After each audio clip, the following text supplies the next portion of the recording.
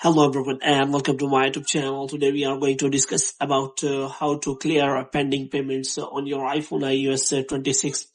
For example, if you want to see any pending payments on your App Store purchase or any subscription, and if you want to clear that pending payments, so how you can do that? For this, what you have to do, you have simply watch this video completely.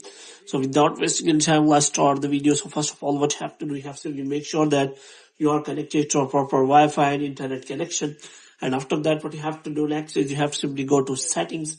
So here you have to simply go to general. So in general, you have to scroll it down until you find the option of transfer or reset iPhone.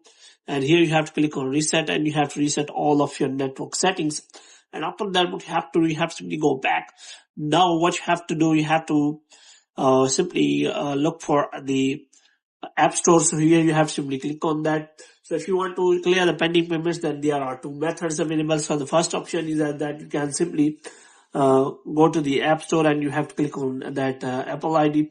And here you have to simply look for the settings like subscription, purchase history, and all the options available here. So you have to make sure about that. So you have to simply click on subscription.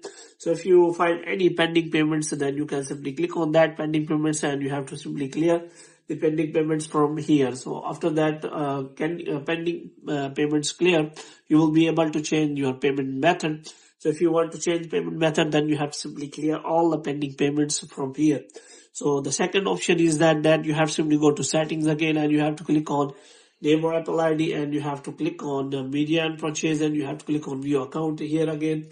And you will find the same interface like subscription, purchase history.